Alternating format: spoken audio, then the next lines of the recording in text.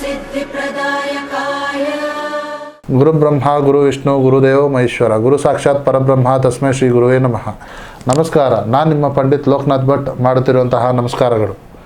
ಇವತ್ತಿನ ಈ ವಿಡಿಯೋದಲ್ಲಿ ನಾನು ವೃಶ್ಚಿಕ ರಾಶಿಯ ಭವಿಷ್ಯ ಹೇಗಿದೆ ಅನ್ನೋದು ಕೂಡ ಈ ವಿಡಿಯೋದಲ್ಲಿ ನಾನು ತಿಳಿಸ್ಕೊಡ್ತಾ ಇದ್ದೇನೆ.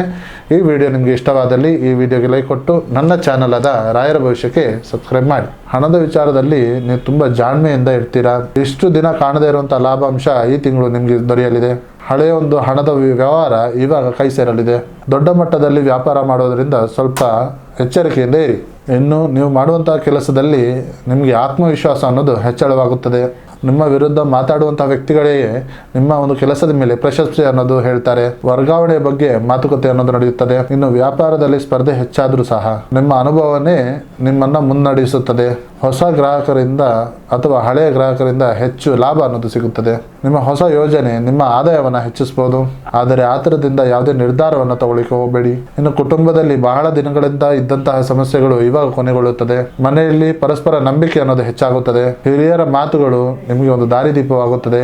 ಮನೆಯಲ್ಲಿ ಒಂದು ಶುಭ ಕಾರ್ಯ ಸುದ್ದಿ ಕೇಳುವಂತಹ ಯೋಗವಿದೆ. ಇನ್ನು ಪ್ರೀತಿ ವಿಚಾರದಲ್ಲಿ ನಿಮ್ಮ ಪ್ರೀತಿಯನ್ನ ನಿಮ್ಮ ಮಾತಿನಿಂದಲ್ಲ ನಿಮ್ಮ ನಡೆ ನುಡಿಯಲ್ಲಿ ತೋರಿಸ್ತೀರಾ. ಹಳೆಯ ತಪ್ಪುಗಳನ್ನು ಮರೆತು ಹೊಸ ಪ್ರಾರಂಭ ಮಾಡುವಂತಹ ಯೋಜನೆ ನಿಮ್ಮಲ್ಲಿದೆ. ದಾಂಪತ್ಯದ ಜೊತೆಗೆ ನಿಮ್ಮ ಸಂಗಾತಿ ಒಳ್ಳೆ ಒಡನಾಟ ಆಗುವಂತಹ ವಿಚಾರವಿದೆ. ನಿಮ್ಮ ದೇಹಕ್ಕಿಂತ ನಿಮ್ಮ ಮನಸ್ಸಿಗೆ ತುಂಬಾ ವಿಶ್ರಾಂತಿ ಕೊಡೋದು ತುಂಬಾ ಮುಖ್ಯವಾಗುತ್ತದೆ. ಕೋಪ ಮತ್ತು ಒತ್ತಡವನ್ನು ಕಮ್ಮಿ ಮಾಡಿಕೊಂಡ್ರೆ ನಿಮ್ಮ ಆರೋಗ್ಯ ಉತ್ತಮವಾಗಿರುತ್ತದೆ. ನೀವು ಪ್ರತಿ ಮಂಗಳವಾರ ಅಥವಾ ಶುಕ್ರವಾರ ಆಂಜನೇಯ ಅಥವಾ ಸುಬ್ರಹ್ಮಣ್ಯ ಸ್ವಾಮಿಯ ದರ್ಶನವನ್ನ ಮಾಡಿ. ಪ್ರತಿದಿನ ನೀವು ಓಂ ನಮೋ ರುದ್ರಾಯ ನಮಃ ಅಂತ ಹೇಳಿ ಮಂತ್ರವನ್ನ ಜಪ ಮಾಡಿ. ಇರುವೆಗಳಿಗೆ ಸಕ್ಕರೆ ಅಥವಾ ಧಾನ್ಯವನ್ನು ದಾನ ಮಾಡಿ. ಸೊ ಇದಾಗಿತ್ತು ವೃಶ್ಚಿಕ ರಾಶಿಯ ಮಾಸ ಭವಿಷ್ಯ. ಈ ವಿಡಿಯೋ ನಿಮಗೆ ಇಷ್ಟವಾದಲ್ಲಿ ಈ ವಿಡಿಯೋಗೆ ಲೈಕ್ ಕೊಟ್ಟು ನನ್ನ ಚಾನಲ್ ಆದ ರಾಯರ ಭವಿಷ್ಯಕ್ಕೆ ಸಬ್ಸ್ಕ್ರೈಬ್ ಮಾಡಿ. ಹಾಗೂ ನಿಮ್ಮ ಸಮಸ್ಯೆ ಏನೇ ಇದ್ದರೂ ಸಹ ನೇರವಾಗಿ ಬಂದು ಭೇಟಿಯಾಗಿ ಅಥವಾ ಈ ಕೆಳಕಂಡ ನಂಬರಿಗೆ ಕರೆ ಮಾಡಿ. ಧನ್ಯವಾದಗಳು.